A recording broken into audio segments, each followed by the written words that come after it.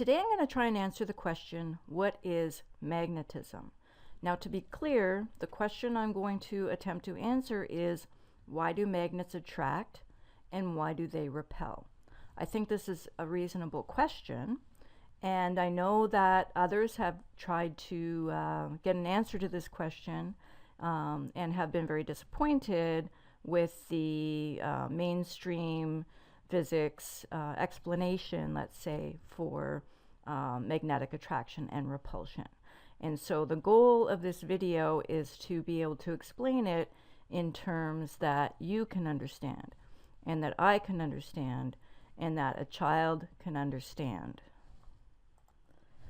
So I'm going to start by analyzing this video by Richard Feynman. And this is a video of an interviewer asking him the question, basically, what is magnetism? What is attraction and repulsion? What is that sensation that you feel when you bring two magnets together? Now, I know I've shown this video before, but I'm going to show it again here because I think it will be a nice intro to the rest of the video. So basically, I just want to say something first. I really believe that it is not a good idea to speak ill of the dead. Okay, Richard Feynman has passed. He was a Nobel laureate. He is very well respected, but he has passed. And I know there are a lot of independent researchers out there that like to call Einstein names, and they like to badmouth Richard Feynman. I really don't think that's wise. So it's a form of bullying, and I don't appreciate any form of bullying. And so, but what I'm going to do here is I'm going to analyze this video. I'm going to analyze his body language. I'm a little bit going to make fun of him, but all in good fun. Okay. If anyone knows about Richard Feynman, you would know that he was a bit of a trickster. If you ever read his book, Surely You're Joking, Mr. Feynman, you will realize that that he was a bit of a trickster. He was a locksmith. He liked to play tricks on people. And so hopefully he would appreciate what I'm doing here. So what I'm going to do is I'm going to play this video, and I'm going to analyze his body language. If you get hold of two magnets and you push them, you can feel this pushing between them. Okay, so the interviewer is asking a question. Richard Feynman knows exactly what this question is. He's already feeling uncomfortable. He already knows that he cannot answer the question to the satisfaction of the interviewer. Turned around the other way and they slammed together. Now, what is it, the feeling between those two magnets? What do you mean, what's the feeling between the two? Okay, what do you mean, what's the feeling? So he is, he's stalling right now because he does not know how to answer this question. He knows perfectly well what question the interviewer is asking him. He knows exactly what kind of answer the interviewer wants. There's something there, isn't there? I mean, the sensation is that there's something there when you push these two magnets together. Listen to my question. What is the meaning when you say that there's a feeling? Of course you feel it. Now, what do you want to know? What do you want to know? He knows what he wants to know. Again, he's stalling and he's touching his face. He's very uncomfortable answering this question. What I want to know is what's going on between these two bits of metal. Magnets repel each other. And well, then what does that mean, or why are they doing that, or how are they doing it? I think how they're doing it, that's the real question. He doesn't want to know why they're doing it. He wants to know how are they doing it. You're asking. So now he's squirming a little bit. He's really uncomfortable answering this question. I must say, I think that's a perfectly reasonable question. Of course it's a reason. It's an excellent question. Okay? But the problem that you're asking... So he's stumbling a little bit. His brain is like, I don't know how to answer this question. You see, when you ask why something happens, how does a person answer why something happens? He's stalling again. He's stalling again. The interviewer wants to know how, not why. Although the interviewer did say why, then he's changed it to how. How is this happening? Not why. So this is not a why question. This is a how question. For example, Aunt Minnie is in a hospital. Why? Because she went out and she slipped on the ice and broke her hip.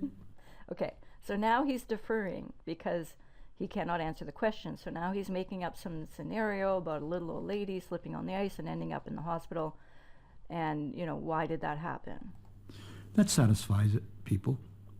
It satisfies, but it wouldn't satisfy someone who came from another planet, knew nothing about things. First, you should understand why, when you break your hip, do you go to the hospital? How do you get to the hospital when the hip was broken? Well, because her husband, seeing that she had the hip was broken, called the hospital up and... Okay, so this is a ridiculous scenario that has nothing to do with magnetism. He is really, really stalling. He does not know how to answer this question. Send somebody to get her. All that is understood by people.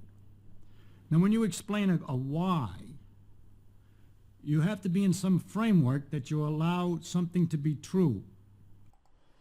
Otherwise, you're perpetually asking why. Why did the husband call up the hospital? Because husband is interested in his wife's welfare. Okay, so I'm not going to waste your time with the rest of this scenario. It goes on and on and on. I'm going to sort of quickly go through. You're going to see him wiggling and squirming and, you know, waving his hands, but he's really saying nothing in this whole time. That really helps me understand magnetism. So I'm just going to skip to the end here. All of the different kinds of forces. There are electrical forces, magnetic forces, gravitational forces, and others. And those are some of the parts. If you were a student, you'd go further. I could go. See, he's still uncomfortable. He's touching his face. He's very uncomfortable answering Further, this I could tell you that the magnetic forces are related to the electrical forces very intimately.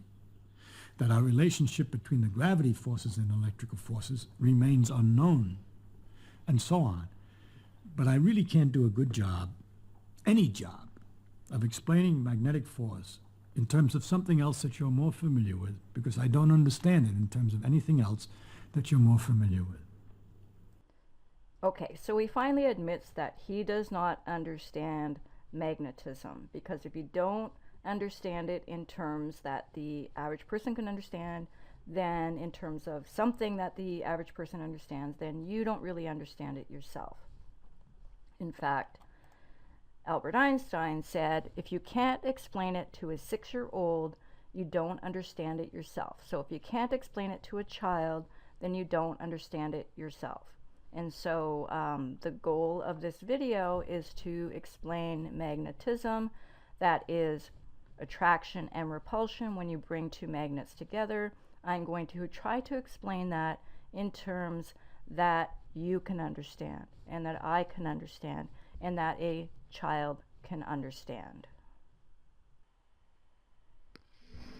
When I take two magnets and bring them close together, sometimes they stick together and sometimes they push apart.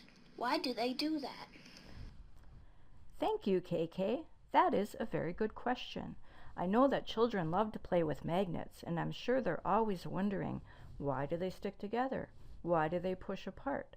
I know that almost everyone that's ever played with a magnet has asked the same question. So I'm going to try and answer that question, and I'm going to try and answer it in terms that you can understand. So first I'm going to give you a bit of a clue. It has to do with water. Now everyone has personal experience with water. Children play in the bathtub. They know about water. Everyone has seen water go down a drain. Everyone knows that water likes to spin.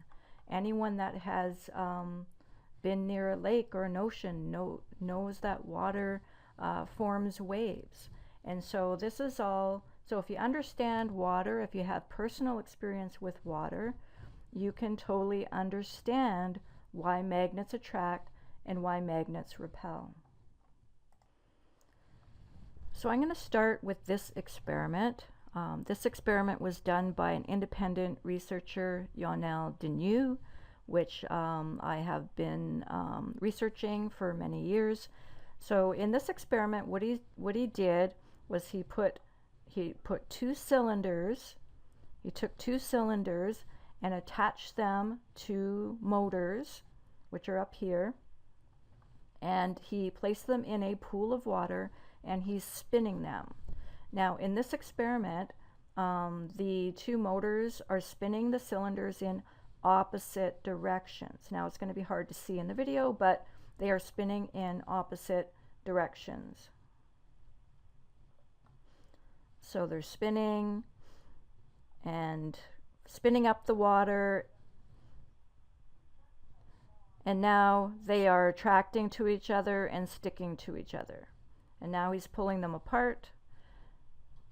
Okay, they come apart, but then they quickly come back together and they stick together. They attract to each other and they stick together, just like two magnets that are side by side. Okay, just like two magnets that are side by side attract each other.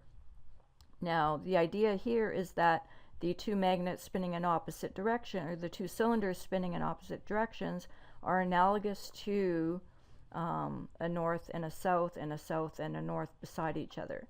Now, when the cylinder spinning counterclockwise, north would be up, and the cylinder spinning clockwise is analogous to south being up. And I'll explain that again in a minute. So let's watch this again. Okay, so he turned the motors off and now they're just hanging there. So he's going to spin them opposite again.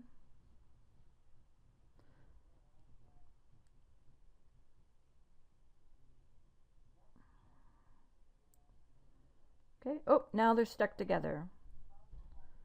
They're sticking to each other just like magnets.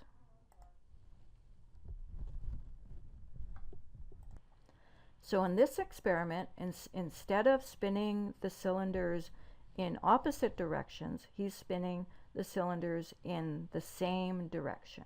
So let's have a look at that. So they're both, it looks like they're both spinning clockwise.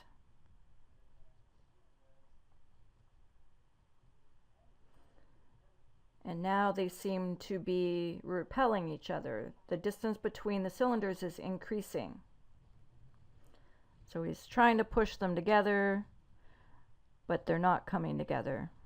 You can't make them stick together. See, as he pushes one, the other one pushes away. This is exactly analogous to repulsion of two magnets. Okay, so if both cylinders are spinning clockwise, this is analogous to two magnets side by side, where south is up and north is down for both magnets. Now, if you put two magnets together with south up and north down next to each other, you will find that the magnets repel each other. So this water analogy is quite good at replicating the behaviors of magnetism, of attraction and repulsion of two magnets. So I'm going to show you another experiment using spinning cylinders that Ionel did. This time he has a slightly different setup, and what I want to show you is the north-south analogy. So what he's showing here is, here's a cylinder, which you can see sideways here. So this time he's spinning the cylinders horizontal instead of vertical, and he's showing right here that if you curl your hand, whatever direction your fingers curl in, that is the way the motor is spinning. So if the rotor, the spinning cylinder, is spinning in the direction of your curled fingers of your right hand, then your thumb is going to point to the north pole, okay, of the magnet. It's going to point to north of the magnet. Okay, so he shows two views of it here, and so in this experiment, okay, then he's showing it again here. So in this experiment, the light one is the north pole and the dark one is the south pole. So he's always going to spin it in such a way that this is north and this is south. So let's see what else is in here. Okay, and so this is, he's showing a picture of it here. The top, he calls it the top, but the left of the rotor is the north pole of a magnet, is analogous to the north pole of a magnet, and the darker yellow here is the south pole of a magnet, or analogous to the south pole of a magnet. So I'm going to show you a couple of experiments where he uses this setup. So here he's saying that the two rotators, so he's going to have two of these in his experiment. The two rotators produce water vortices. Now, what are water vortices? Water vortices are just spinning water. So when you spin water, it's called a water vortex. There are many ways to spin water. When water goes down the drain, it forms a vortex. There are many, many other ways you can make water vortices. So when you spin cylinders underwater, you're creating water vortices, and that creates a pressure difference between the magnets, between the cylinders, the pseudo magnets, I guess you could call them, and you will see that they attract and repel depending on how you place these rotational cylinders. So let me skip to the experiment. Okay, so here in this experiment, he's spinning the two rotators, the two cylinders. They produce vortices in water, and these vortices cause the cylinders to spin relative to each other, similar to what happens between two magnets. So when you hang two magnets from a string and place them near each other, they kind of spin around and they're attracting and repelling, just like these two cylinders. So this analogy is quite good. Okay. So in this experiment, he rotates the cylinders and places them right next to each other in this configuration, which is analogous to the south-north configuration of a magnet. And you can see that the two cylinders are sticking together, just like the north sticks to south. The light one here, this is north. The dark one here, this is south. And you can see, let's watch that again, that the two rotators are sticking together just like the magnets are sticking together. So in this experiment, he's spinning the two cylinders in, placing them head to head, but spinning them in opposite directions. And this is analogous to placing the two north poles together, and the light part here is analogous to the two north poles. So let's have a look at this and see what happens. Okay, so he is placing them together, and then in the case of the real magnet, they fly apart, and then they end up, let's watch this again. He does it again. Okay, he's trying to place the two north poles together, and then when he lets go of the magnets, they come together in this configuration. Okay, we can kind of do it in slow motion here. Okay, see what the magnets do. Okay, these cylinders, rotating cylinders, are doing exactly the same thing. They are now in the side-by-side configuration, spinning in opposite directions, and they are now attracted to each other. So it seems that this analogy is quite good at explaining attraction and repulsion of magnetism. At the very least, it is a very good analogy. So in this experiment, he's placing two north poles together and two south poles together side by side, and watching the behavior of the cylinders as they are spinning in the same direction parallel to each other. Okay, I'm going to play that again. So here he's got the two north poles together, which is like here, which means the two south poles are together on the back end here. So two north poles here, two south poles here, and you will see, so the magnets, what they do is they fly apart because they're now in repulsion, and then they turn around so that they're now in attraction, because nature favors attraction. Nature actually, I think I made another video on that, nature favors attraction. So they fly apart and then they come back together in attraction, and you will see that these cylinders do the same thing. So watch the cylinders on top, and you'll see it's a little more in slow motion, but they turn around, and so that they are now in attraction. They now stick together. So let's find that spot where they stick together. So now they're sticking together. So this is analogous to, so what happens is these two magnets, when they're in this configuration on the right, they are in repulsion, but one magnet, if they're hung on strings next to each other, obviously, as you can see here, they fly apart, and then they turn around, and then they come together in attraction, and the cylinders do exactly the same thing. So again, the cylinder example, the cylinder experiment that Ionel did many years ago is a really good analogy to what we're seeing in magnetism. So I'm just going to do a little review here with some diagrams that are maybe a little simpler and easier to understand and easier to see.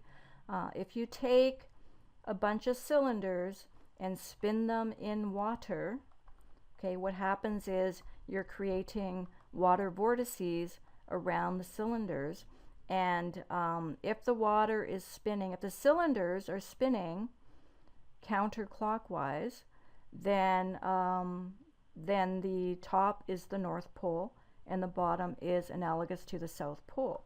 But if you're spinning the cylinder clockwise, as seen from above, okay, in the opposite direction, then the top is going to be analogous to the South Pole and the bottom is going to be analogous to the North Pole.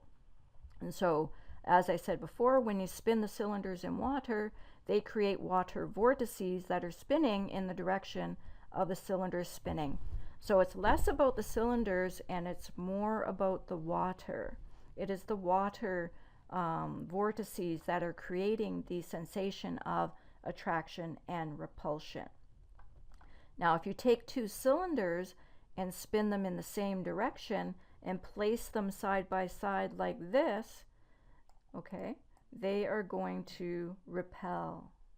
They are going to repel. But if you take the same two cylinders and place them in this orientation, they are going to attract. They are going to attract. So this is exactly analogous to repulsion and attraction. Similarly, if you take two cylinders and spin them in the opposite direction to each other and place them next to each other, they are going to attract. They are going to attract. But if you place them in this configuration, when they're spinning in opposite directions in this configuration, they are going to repel. If you try to place them together, they're going to repel. So the cylinder spinning in water is something that anyone could understand. Anyone could do this experiment and see for themselves that this is a very good way of explaining attraction and repulsion. Now, in the case of magnets, there is no water. In the case of magnets, there is no water. So something must be spinning. When you create a magnet, okay, what I believe, when you create a magnet, what you are doing is you are spinning up something called the ether. And the ether is it's a fluid. Okay, this is getting to an alternate way of thinking about the universe, because historically the ether has been denied. Mainstream physics denies the existence of the ether. But if there is an ether and it is a fluid, then that would explain magnetism quite nicely, because when you create a magnet, you are spinning up the ether. And so there is an ether which is very subtle. It is very hard to feel. Just like when you wave your hand in the air is very hard to feel. Well, the ether is much more subtle than even the air. But it exists, I believe. And if it exists, let's put it this way. If the ether exists and it is a fluid and charging up a magnet, the creation of a magnet is spinning up the ether, much like spinning the cylinder spins up the water, then we have a very good explanation for magnetism in terms of attraction and repulsion. And so, and that is something that you can easily explain to a child because they understand water. You know, humans understand water. We're, you know, practically made of water. And so the water analogy is a beautiful analogy and a great way of explaining the mechanism, the mechanics of attraction and repulsion of magnets. So I hope that I explained this well. I hope, KK, that this answers your question. And I hope you kind of sort of understand it. If you do, that would be great. And if you have any more questions, please, please send them to me. Thank you very much. Have a good day.